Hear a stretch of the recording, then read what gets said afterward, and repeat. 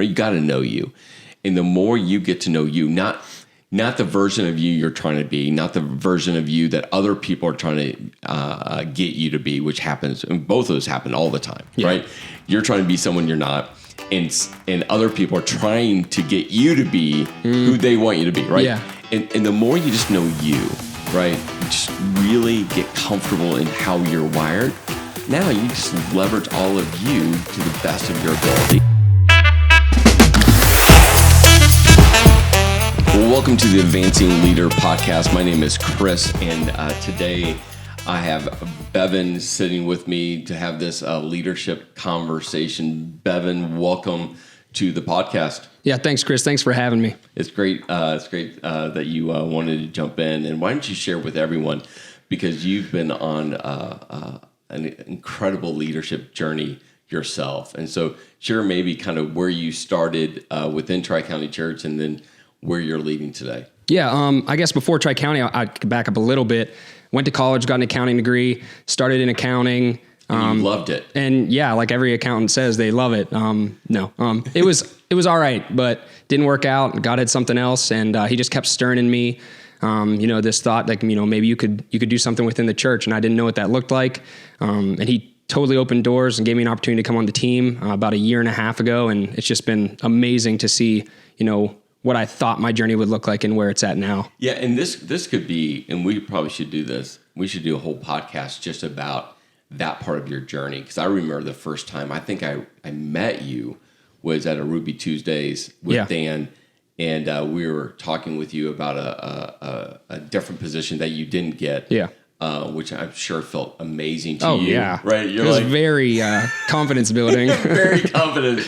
But look how much better it's gotten. Yeah, right. But we need to. We'll do that. We'll do that soon, because I think that part of your journey is you're trying to suss out what God was doing within you, but how you're wired and how to leverage all of that gifts and passions. Mm-hmm. And I remember leaving that dinner, and I said to Dan, I'm like, Dan, I believe that Bevan needs to be on the team. We just got to find the right position, the right role, and through just the arc of just life. Mm-hmm. And so you stepped on to lead our downtown campus. I'm the campus pastor down there. Like I said, that was a year and a half ago, which that alone has been a cool journey. Leadership is leadership. Leadership within the church is, a lot of similarities, but way different. And I can just remember heading into that, and just, the first 3 months, it just felt like, man, I was in survival mode. So that, was overwhelming, exciting, everything in between. And it's just been really neat to, kind of continue on with that journey in God and with Tri-County and just what he's doing through all the communities that we're a part of. It's been amazing. That's awesome, man. That's awesome.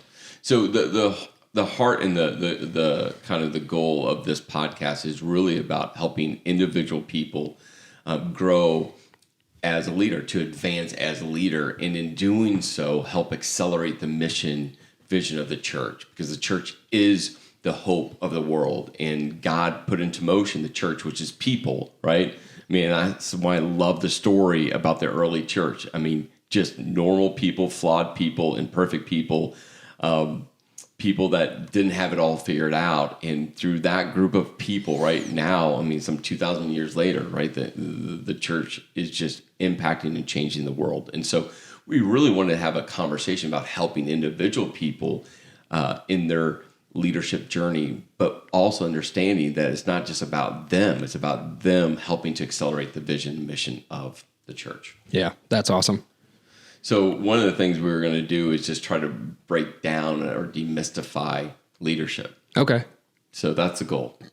Yeah, I love what we have here. Just some really awesome insights. And I think, especially coming from my perspective as a young leader, someone who's pretty new to ministry and leading in that context, these are things that I think every new leader should pay attention to, listen to, and really reflect on, because, if you don't get these things right, it can take you on a wacky journey in leadership. You can really kind of miss the point of what you're doing. Yeah, so you're 26? 26, yeah. 26.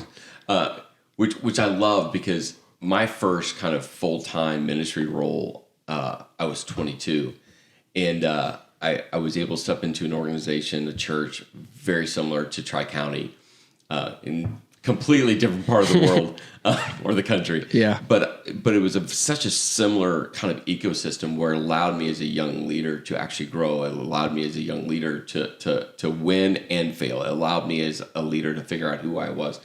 And it was such an incredible, I spent 17 years there where I went in going, I'm not sure if I can do it. I'm not sure if I'm gifted, right? There's all those questions. And along the way, not only was I able to grow, I was part of a church that did so many great things. I just think your position is such a great way to step on, right? As a younger leader, to go, let's go. And it's part of I think the fabric of Tri-County churches.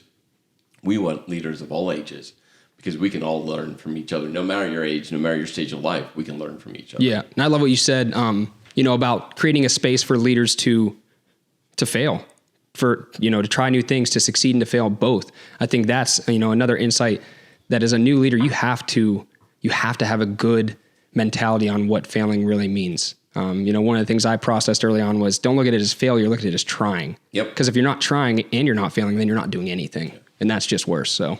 Yeah. And that would, we could spend, an entire episode just talking about failure. Yeah. And, how to learn from it. Some things you just don't learn. It just failed, right? Like sometimes people get so paralyzed trying to define every aspect of failure. Like, man, it just failed, right? Like it just didn't work, like move forward, who knows? So so I'm excited to get into some of these, like these insights to demystify leadership. I think, another great way to think about it is just calling out on truth in leadership, calling out stuff that is just not what it seems, maybe calling out some of the stereotypes within leadership that have just been around for too long. And I'm excited to shed some light on that. So we'll start with number one. Number one is you have to be charismatic. Yeah, I think that's one that just creeps in people's mind, especially people who are maybe more introverted. They're the personality where they don't walk into a room and everyone just clamors towards them. My dad was a charismatic leader. And I'm not. And so my dad would walk in the room and the energy of the room and the energy of people, like it would just, he loved every moment of it. And I remember growing up, we'd go to church and my dad, was in corporate business leadership, but he led and served the church, with all of himself. Like I tell people I'm the closest thing to a pastor's kid without my dad ever being ordained as a pastor, right? Yeah. Whatever that means. Yeah. But he would walk into church and everyone, my dad would just light up and I'd walk into church as a kid, a junior high school student, even in college, I'd find the corner, right? Find the side of the wall, just hang there. Yeah. Comfortable, like the wall can't talk to you. And if someone walks up, fine, right? Like I would engage in a conversation, but I was never that personality. Yeah.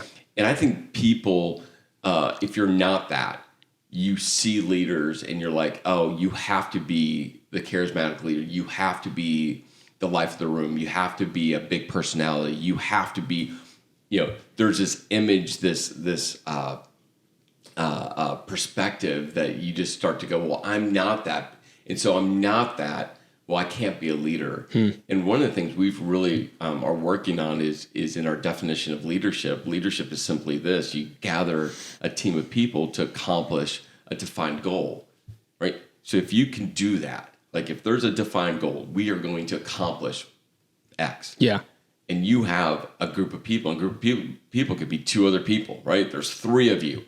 Well, now you're leading them to accomplish that defined goal. And you don't have to be charismatic. You don't have to be the life of the room. You don't have to be a big personality. You don't have to be all of those things. You just have to gather like-minded people that have this similar passion to accomplish something great. Yeah. Just to go off that, Chris, you're a communicator, you're speaking, you're teaching. How does that fit in knowing how you're wired? Did you ever feel any pressure coming up through leadership as a younger person, looking at other charismatic leaders?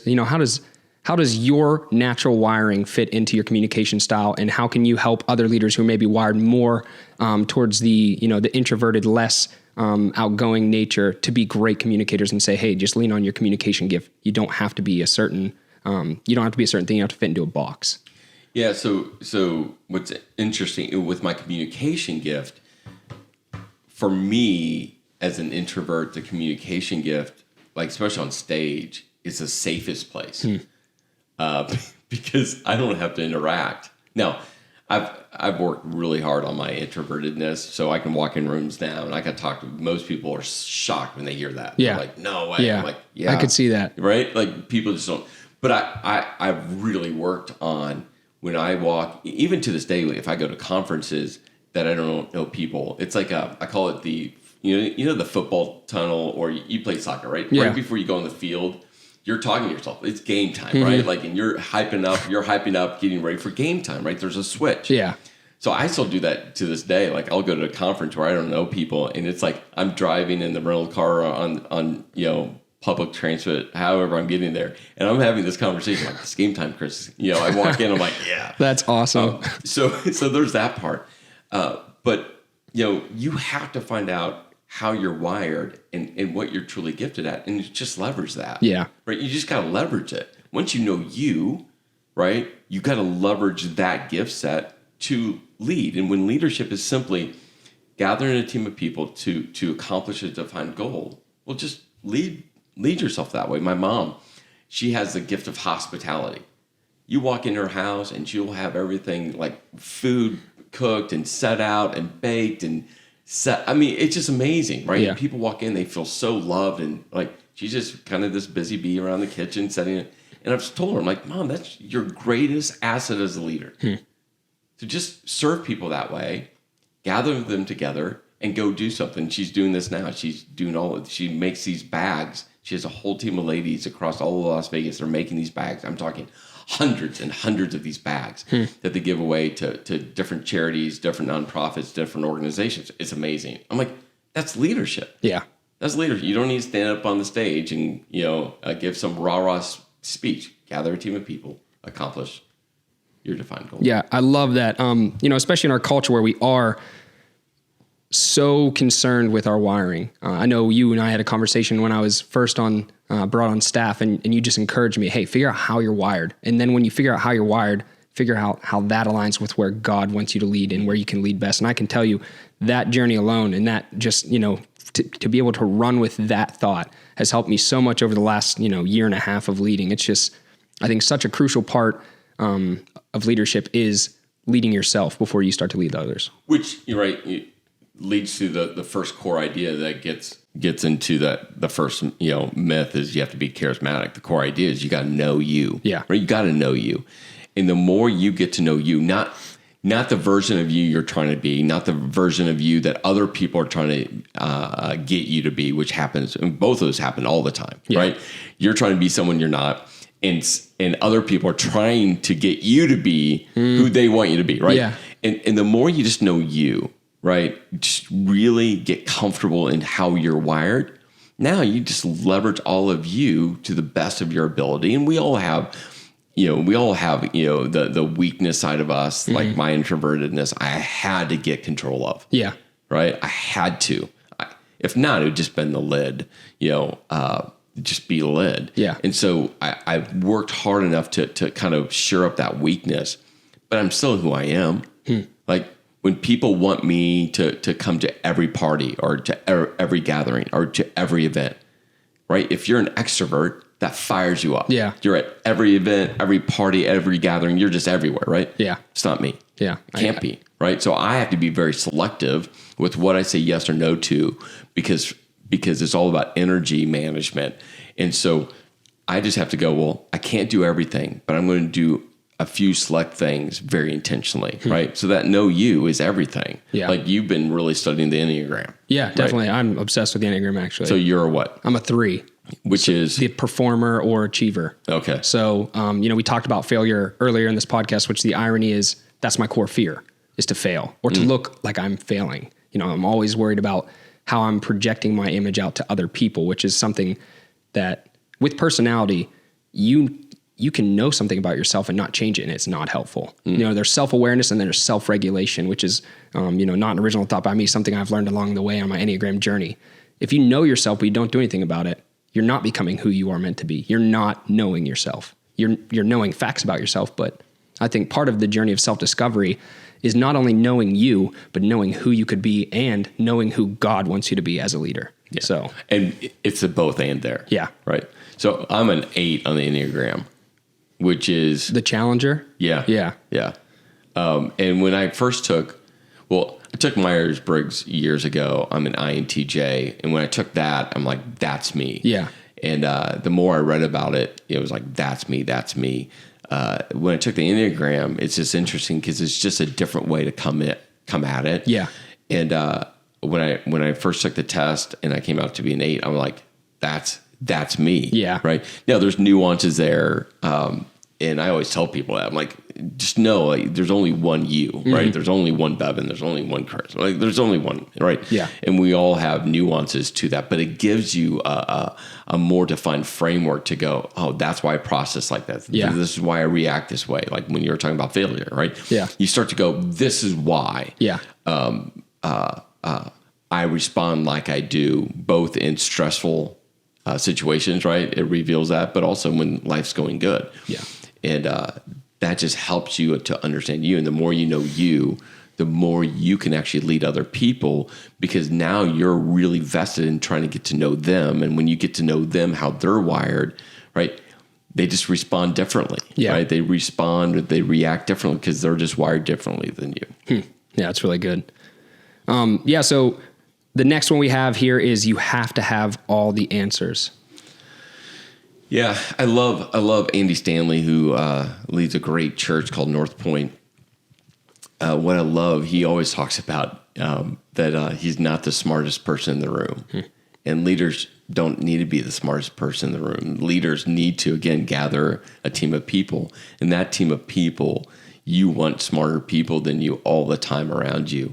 And you want people with different perspectives all around you. And I think that, again, it gets into this myth that, well, I'm the leader, I'm in charge, I got to know everything. No, you're the leader, and you either drew a short end of the stick, right? like you did, Bevan. Like, yes, surprise, or you got there first, right? There's reasons why, or maybe you raised your hand, right? There's a whole host of reasons why a person's a leader, but the real goal is you want to get the right people around you, so you're not the smartest. You don't have the entire perspective, right? Because when you have the right voices around you, now collectively, collaboration, which is so powerful, now you can get there. And when you get there together, there's nothing better than that. And so I fail on this because communication is a gift of mine. So I find myself wanting to speak pretty quickly. Yeah. So I found this stupid. If you've ever seen this you're going to look for this now. I'm revealing a secret. I did this. I was at a leadership team meeting last week, and I did this. I'll have my notebook, taking notes. And the very top of my notebook, I write a S to S. And I circle it, and it's just an S2S, and actually the 2 looks like a backwards S, right? So it's like, what is that? Yeah, and it simply stands for slow to speak. And I'll write it down. I'll come into another meeting where I know that I just need to do a ton more listening than speaking, and because I know me. Right. I know me. I'm a problem solver. I'm a solution solver. Like, I can get there pretty fast. I'll write S2S on the top of my notebook, and it will help me to shut up. Yeah. I think, something I processed when I first read this, I think there's two sides, and I don't know if they're exactly, on a spectrum like this, but you have two different things. You have insecurity and you have humility. I think a person who is insecure thinks they have to have all the answers. A person who is humble knows they don't have all the answers, and so they seek out people with the answers. Yeah. I just think, in going off what you said, that's amazing, because it can be so easy just to respond. I mean, if that's how you process, if you're a verbal processor or you're someone who processes in the moment, you can come up with an answer right away. And then, you're not allowing other people to speak. You're not allowing other people to give the answer. And I think when you get stuck in this trap of thinking you need all the answers, you might give a really bad answer. Yeah. And it might not be the right answer.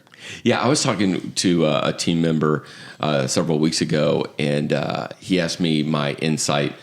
I was in the middle of 4 different, tasks. I was doing an email, I was working on another project. There's a ton going on. He called me, And we were talking about something else. And he's like, hey, I want your insight on something. So I gave a response really quickly. I didn't process. I didn't think. I gave a response. It was a fine response.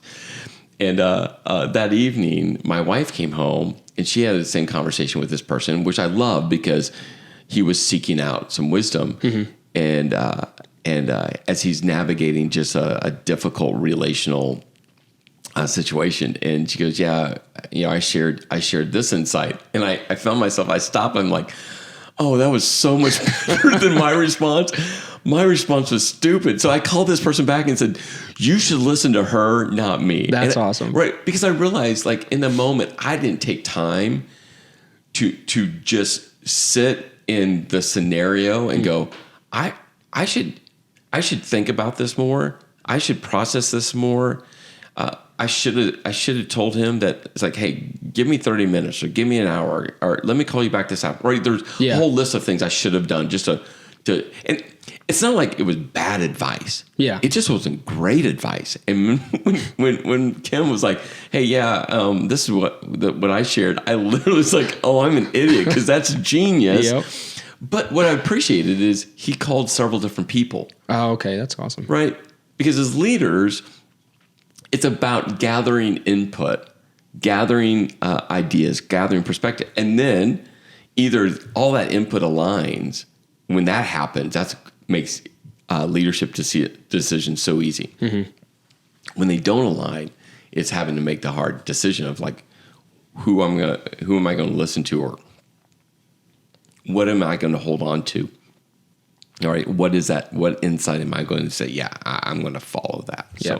So I feel like we really covered the internal aspect of thinking that you yourself have to know all the answers. How would you deal with the external expectation of other people thinking that you need to have all the answers?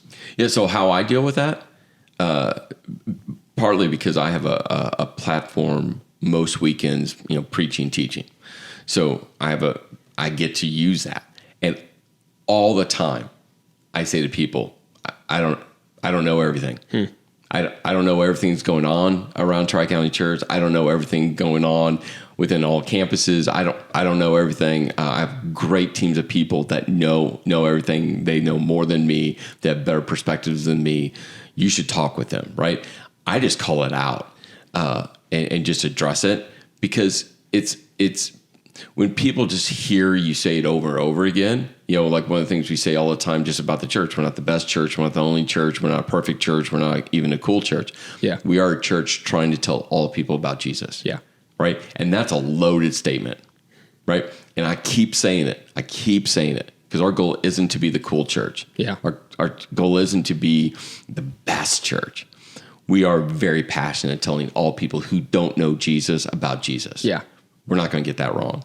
So I just think the more you say it publicly, and again, I have a stage, right, that I get to say it on. But you could say it to your team of people all the time, right, that you get to lead and serve, right?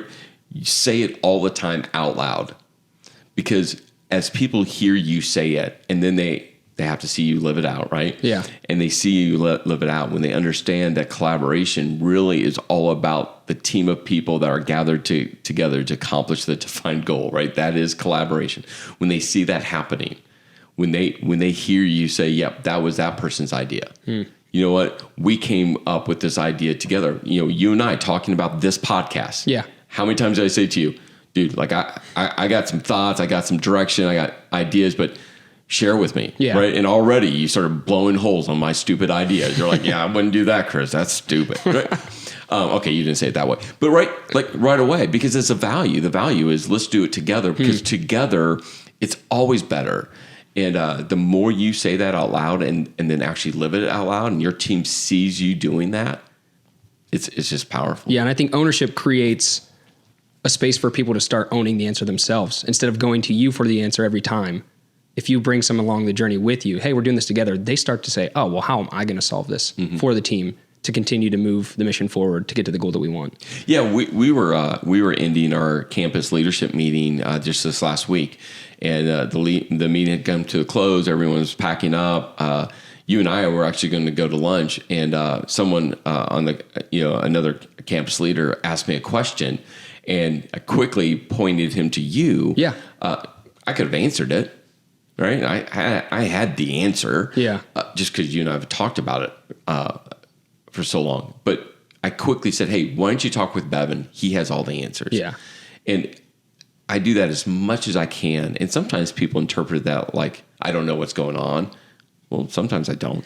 I know generally what's going on. But more than that, it's creating the culture. Yeah. Right. I want the person connected closest to that goal, that vision, to answer the question. Yeah. Right. And I think, speaking with this person, now they have the answer. Yeah. So the question comes from a conversation they have. Now they have the answer. And I think that, again, it's not just you or I, it's also this other person who's going to tell another person. Yes. And then eventually the vision is going to be the vision. And people are going to be able to, more than one person, it's going to be dispersed out. So yeah, the core idea of that one, you already touched on that, but just that thought to listen first, being slow to speak. I think that's crucial, especially when you're new. When I first came on staff, I remember meetings, I don't think I said a word. You didn't. For so long, I was just like, I just need to listen because I don't know what's going on right now. And I can't miss anything. I remember feeling like, even if I have something, I'm just going to like hold on to it because I have no idea. And then, from that you get more comfortable. But yeah, if you're coming into a leadership position, like, listening is just so crucial. Yeah. So, all right. Next core idea is you have to make all the decisions. Which goes into what we were just talking about, right? Listening, gathering your team of people, when you have the right people around you, that makes it so much easier, right? But it's getting the right people around you, which is a whole nother thing, right? I think a lot of people invite people into their leadership circle that just aren't the right people. You touched on humility. Maybe they're just not humble, right? And I'm not saying you isolate people and right? You want to walk with all people, but I'm talking about the people that you draw really close to lead with, right? Yeah. Who those people are. And so I think at the core, on the making all the decisions, you as a leader, your core goal is to make sure that you're aligning the team to the goal. Like if you as a leader don't know where you're headed, right? Then it's just going to wander all over the place.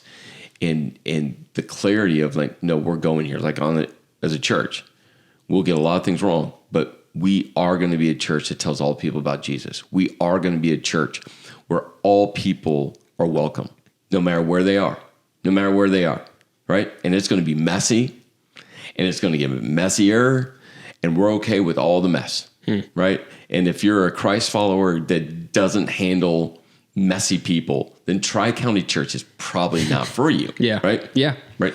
But we're just going to be that church because we're not going to get that wrong. We're not, right? Because the ultimate call of the church is to tell people who don't know Jesus about Jesus and walk with them. Yeah. Right. Along the spiritual journey. And so as a leader, you got to own your core goal, vision, whatever that is, because everyone is going to try to, at some level, get you off of that.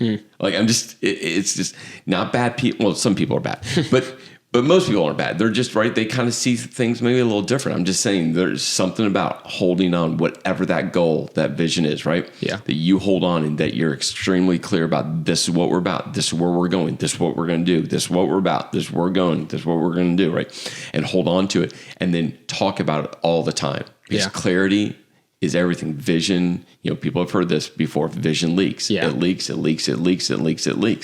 And so knowing that, then as you as a leader hold on to that, now you can invite people in to help make the decisions around it. Yeah. Right. So it's really about you hold on to that, make sure that's clear. As long as people understand and are aligned to that, now people can speak into it. They can help make decisions, but you're guiding those decisions, right? You're guiding those decisions. And all the time people want to make decisions that take us off. I'm just telling you, they want to take us off mission. And I keep on going, no. We're going to be this church. We're going to be this church. Yeah. And we're going to hold on tightly to that. And if the decisions that need to be made will help us accomplish that, great. If not, we're not making those. Yeah. I think, something you've shared with me, and I know that you've encouraged all of our staff to do, is over communicate. I can't tell you how many times I'm like thinking to myself, well, I already sent a text. Like, do I send another message? Do I call them again? I don't want to be that annoying person, but the answer is always, yeah, do it. And even if you feel like you're being annoying, if you're communicating and you're over communicating, clarity is not being compromised because you're just committed to making sure that people know where we're going. Yeah. Like one of the things I try to do every time I speak, again, I have the opportunity to speak, 40 some weekends a year. And, one of the things I always are trying to do, again, our core mission as a church is to tell people about Jesus, right? For people who've ran away from God, to help them take a step back in. For people that hate religion because of what religion has done to them, to help them understand it's about a relationship. So every weekend, I'm trying to find a connection point for people that don't want to be there, don't want to come, not even sure about God. So this weekend, I talked about at the very beginning of the message, I talked about people at the very beginning of the spiritual journey, and maybe you don't like God, maybe you're angry with God, maybe you got hurt by church a long time ago. I just want you to know that Tri-County Church is a place for all people. If you believe in God, don't believe in God. If you have big questions for God, small questions, right?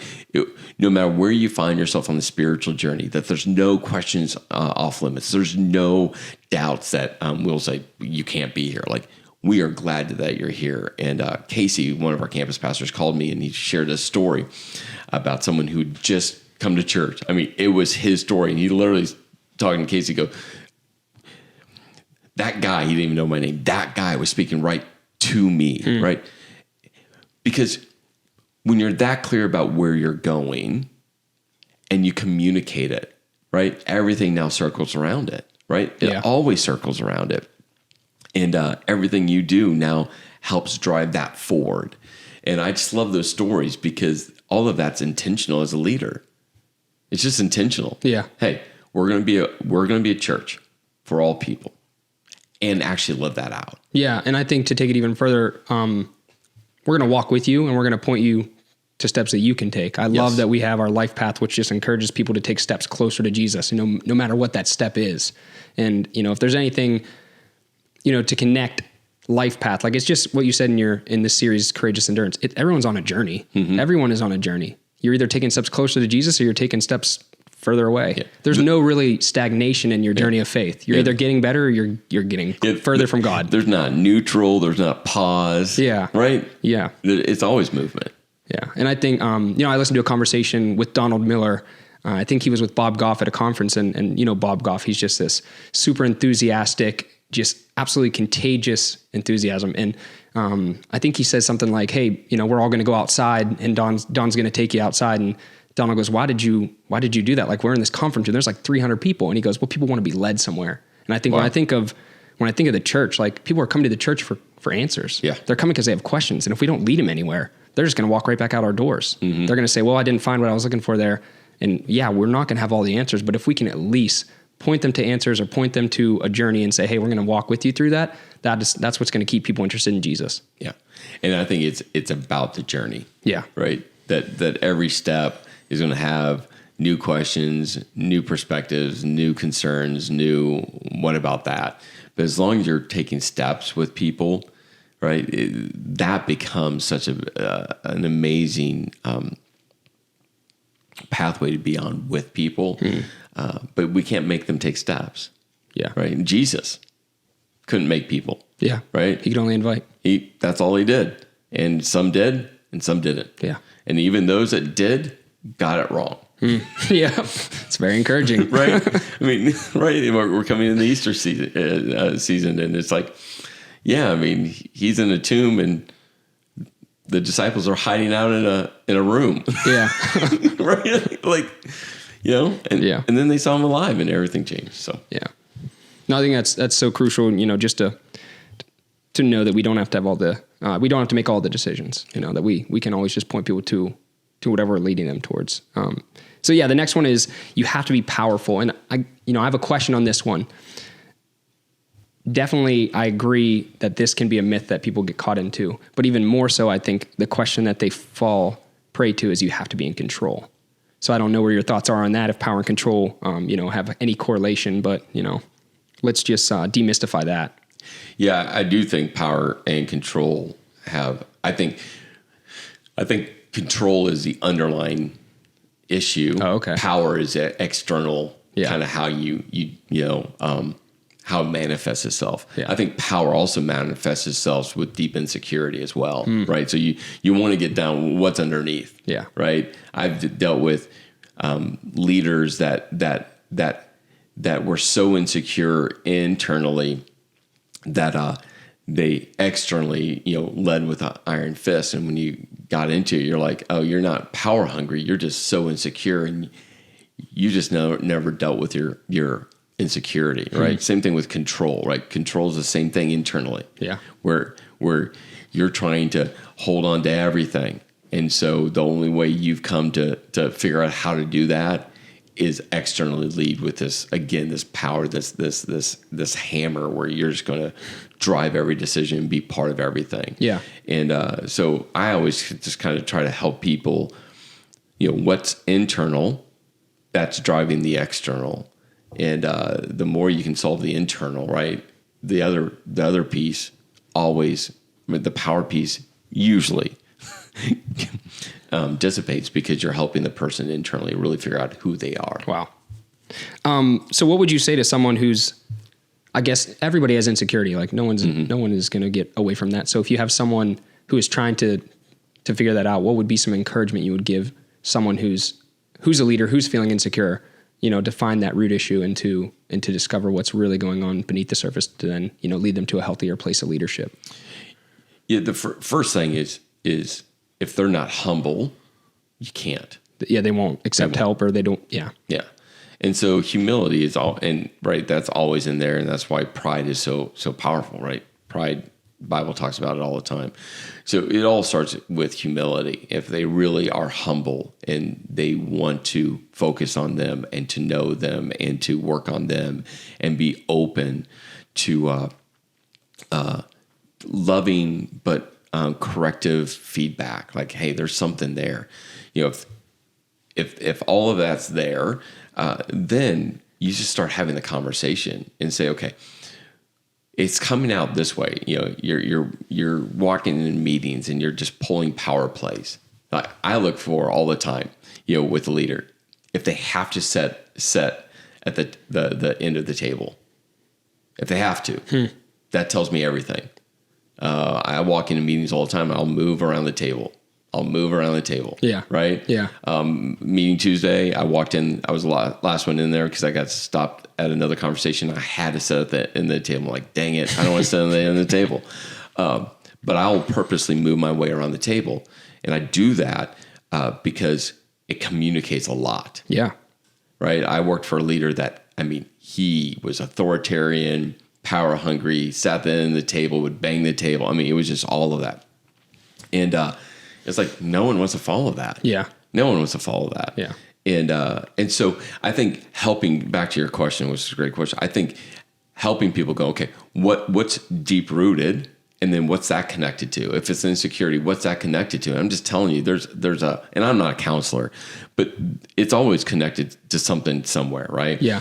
And it could be connected to a relationship with a dad or a mother. It could be connected to a personality weakness, right? Where all of a sudden you realize there's a part of your personality that you've never just focused on and said, I should focus on this. Yeah. And just trying to help them maybe start to tease that out and just go, there's a reason why. Yeah. Let's just go on a journey to figure out the reason why. And the more you circle around it, all of a sudden there's going to be light bulbs that go off and go, oh, I know. Like when I took the Enneagram, it's like, when I get stressed out or I feel like someone's trying to control me or trying to manipulate me, right? That's part of the 8 where I feel it, right? And that's why the S2S, the slow to speak, comes in, right? Where I write it down, it's like, Chris, just take a breath. Just take a breath, right? And the more you really understand, like your personality is a two-sided coin, right? Your strength, but on the flip side is your weakness. Oh, yeah. And the more you understand your strength and your weakness together, now that becomes a picture where you can actually start helping lead yourself too. And the more you can share that with someone and divulge that into, say, hey, this is just me, right? Because here's the thing. I share about my introvertedness. And I've had people say to me, right, They've framed in their mind now who I am, and they use it as a hammer, right? And I just don't let them, right? Like you don't get to do that to me, right? But I know the more I share about me, people can take that and do whatever they want with it. Yeah. I just got to let them do whatever they want with it, right? Yeah. I love what you said about, the strength being your weakness. I think if there's anything I learned from the Enneagram, it's, the best thing about you is the worst thing about you. Any good thing can be manipulated into becoming a bad thing. Yep. You think of, for me, example, a 3, I'm a goal setter. I like checking off lists, but if that becomes all that I am, then I find my worth in what I do and not who I am. Or I just find myself empty at the end of the day of checking things off the list. So the best thing about me is I get stuff done. Yes. But if I'm only getting stuff done, then I'm missing out on, my real value, which is just who I am. Yeah. So let's have fun with this. You're going to love me here in about 30 seconds. I don't know if I will. See, I suckered you into this podcast. That's all right. So you do. One of the things that we have seen over the last year and a half specifically is you get stuff done, and that's a huge value of mine. Yeah. Right. I don't care about work hours. I don't care if you're early morning person or late morning person. What I care about is, do you get stuff done? It's my number one love language as a leader. Get stuff done. And I say that all the time. Yeah. I say that. I say it in many different ways. But it's just get stuff done. So you love your checklist, your to-do list to get stuff done. Yeah. Now you slide that next to leadership is all about gathering a team of people to accomplish a defined goal, right? It's about people.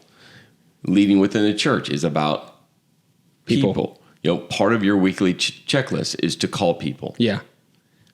The danger is, the upside is, I know you're going to call everyone. Yeah. Because you're going to do that. Because you do not want checklists unchecked. Right. Yeah. The flip side of that is a person becomes a task. Yeah. I've been processing that over the last couple of months. Actually, I've had some really good conversations, even calling my mom and asking for advice. She led alongside my dad for 20 some years. And so just to be like, hey mom, this is happening. What do you see here? So I do have to be really careful. I have to make sure that I prioritize people over task. Yeah. And in my natural wiring, which is not an excuse, is that I do just see task. One of the things that I have to remember is that at the end of the day, it doesn't matter if I called everyone. If I didn't connect with them, it's meaningless. But it's a great point. Yeah. At some level too, people will know. Oh yeah, definitely. Right. Yeah. And they might not get off the phone and said, I was Bevan's task. Right. Not saying that, but at some level they'll know.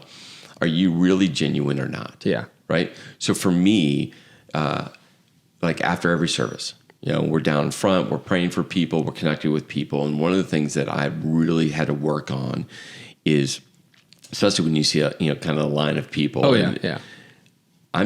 I lock eyes with the person and I don't stop until that person's done. And, if not, I'm thinking about the next person. Then I see someone in the line. I'm like, well, I wonder what they want. Or I've talked to that person. I'm like, I want to get to that person. Right. Yeah. And all of a sudden I start shifting back and forth and I start positioning. Right. And I lock in to people. Right. It's something I've had to work on, because if not, I'm thinking about the person, 3 deep in the line. Yep. And like you said, people know. Yep. If you're not making eye contact, if you're not engaging in conversation, people will feel that. Yeah. And then it's just another task. But no, it's a really good point. I think part of my journey again with self-discovery is, and especially the Enneagram, whereas Myers-Briggs, I love both. It's a great assessment on who you are, but I think it leaves you there or gives you an excuse to say, well, this is how I'm wired, But the Enneagram helps you look at some of the parts that maybe hurt a little bit or make you cringe or make you think. And I think, again, if there's a line of people, if I'm not careful and I'm not engaged, I will be thinking about 10 other things that I have to do while I'm having a conversation with a person. So I have to be really intentional, especially on the weekends, this is about people. Yeah. I can get stuff done. It'll be there when I'm done. Yep. So I have to just say to myself, don't worry so much about getting things done. Worry more about connecting with people. That's it. So the core idea there, we talk about courage, and just unpack that a little bit more, maybe the difference between, power and courage. Yeah, I think leadership is one of the most difficult things to actually say yes to. And I think there's a lot of people that like the idea of leadership. Yeah. But they don't realize the amount of courage that it requires to actually lead. Yep. And so people get the power. So they think power is courage. And it's like, no. It's easy to power up. It's easy to yell. I mean, you played soccer, I played soccer. It's easy to stand up on the field and yell at every player. Yeah. It's a whole nother thing to walk up next to a player and call him out, tell him what he's doing wrong, tell him what you see, and say, you got to fix it. Yeah. Right? That conversation is so much different, right? I had a coach that just yelled at everyone all the time. Yeah. But never walked up to me and said, hey, dude, when you do this and you weren't hustling on that play and you gave up on that play and you didn't look down the field on that play. He never did that, ever. He would yell at everyone, right? Yeah. That's power. Yeah. Courage looks someone in the eye and goes, no, this needs to be corrected. Right. And I just think there's such a lack of courage just generally. That's why social media. People are so courageous. Yeah. Right? It's not courage on social media, right? Like it's just hilarious to me. I'm like going, no. That's just your insecurity, thinking that you can make a statement. Why don't you actually sit down and talk with someone? And I see that all the time, especially in church world. Oh yeah, where people don't have courage to sit down, just have a conversation with someone. Don't have the courage to actually help. You know, our iron sharpening iron means that iron touches iron. Yeah. Right? That's where it comes from. Like, you have to be in relationship with someone and love them enough to speak truth and life into them. And that truth and life isn't some power play. It's looking them in the eyes and say, I love you enough. I'm going to help you. It's why I can look at you. What we talked about, the first time we had a conversation, and out of that was no. Mm-hmm. And it wasn't, we didn't see a lot in you. Yeah. We were just trying to find the right position where we knew you could flourish. Yeah. Right. And it probably didn't feel like that at the beginning or at that moment or in the moments following. Yeah. But now looking back, right? Oh yeah. And the worst thing to do is not have that conversation. So courage, I just find most people aren't willing because it's a choice. So would you say power avoids tension and courage engages tension? Yes. Yeah. That's actually great. That's it. Because power, you just again, it's just, you just power up on someone and courage. And conflict avoidance looks different too, because some people will barrel through conflict just to get it done. Mm-hmm. Other people will just straight up avoid it and they will just run away. Yeah. But it's still the same. At the heart of it, they're just trying to get rid of the tension. Yeah. Courage really does. I want to come back to it. It really, you sit in the tension with the person. And you look in the eye and have a hard conversation. And, but that's a choice. When people are like, I'm conflict avoidant. Well, or I avoid conflict. I'm like, yeah, you choose to. No one. Now, I think for some people it's a little easier, little easier. I'm talking like 2% easier. For my personality, it's probably 2% easier. But I'm just telling you, hard conversations are hard conversations. They just are. We don't, as human beings, don't want to have hard conversations. So when someone goes, well, that's not my personality. I'm like, it's no one's personality. No one. Honest conflict or honest conflict, but courageous conversations, right? Yeah. No one wants to sit in the tension. Yeah. We don't like tension. We want out of it. All of us do. Now, again, some personalities more than others, but it's just a choice. And you just can't be a leader if you're not going to choose to be courageous. Yeah, that's a really good insight. I think it's so easy to just have a cop out with our the way we're wired and say, well, I don't like that, so I'm not going to engage in that. Yeah. That's for somebody else. Yeah. Yeah. So. Or when you sit there and you stare at your phone, you have to make that phone call. Yeah. Right. Or you have to set up that meeting to have that one-on-one with that person and you don't want to and you keep pushing it off. And right. All of that. It's real. It's real. It's real. But the more you do it, I think this is it. The more you actually engage in it, the more comfortable you are sitting in the tension. And if your heart is really to help the person or help solve the issue, it starts to frame it differently. If your goal is just to power up on someone and show them that you're the leader, well, you're not the leader. Yeah. You just have a position. I think it ties in, with what you said earlier about listening. It takes courage to listen.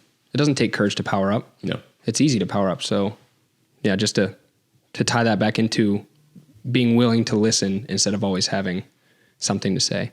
So the last one here, number 5, is you have to be all things to all people, which I've definitely felt in my initial entry into ministry, into leadership. It's a trap I think that everyone probably falls into, is you think you have to be absolutely everything to all people, which is just untrue. So, what are your thoughts on that, or how have you navigated that in your own leadership journey? You said it's a trap for every leader. I don't care what your age is, it's the trap.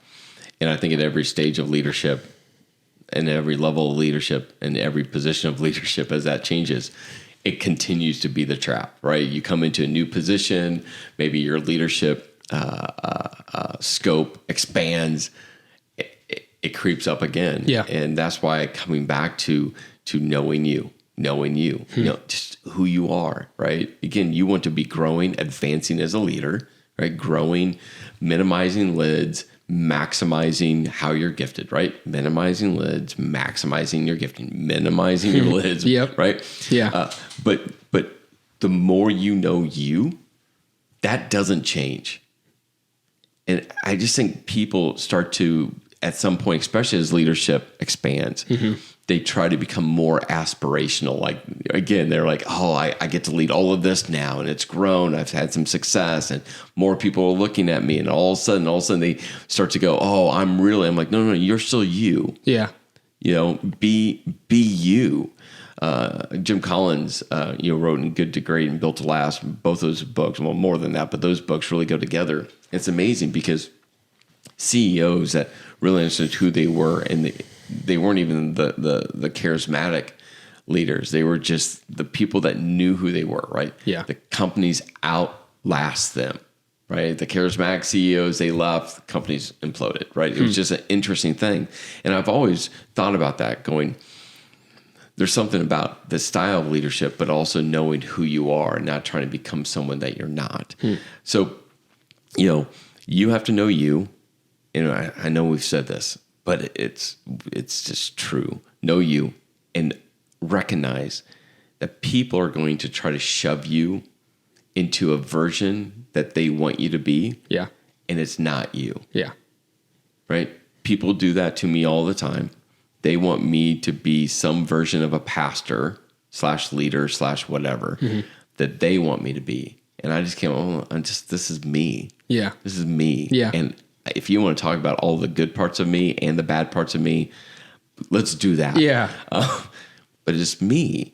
And, there was only one perfect person on this earth. That was Jesus. You're not Jesus, correct? No. Okay, good. Good answer. I'm not Jesus. So let's just recognize that, right? Yeah. And that's why, the church is a body, all different parts, with all different purposes, right? But collectively, it becomes something beautiful. Yeah. And so I'm just a part. You're just a part. And the more you recognize your function as a part of the body, the better. Yeah. One thing, my father-in-law, Dan, who's also on staff, he gave me some great advice when I was first entering into ministry and leadership. He said, there's a couple people you can do life with, and you can pour into them and they can pour into you. And then there's other people where you can connect with periodically and you can walk with them. And then there's other people that you just maybe have like a slight touch on the weekend, or you might just, engage in a conversation and check in, but you can't do all three for all three people. You just have to identify, who can I do life with? Who can I pour into? Who can I be poured back into by?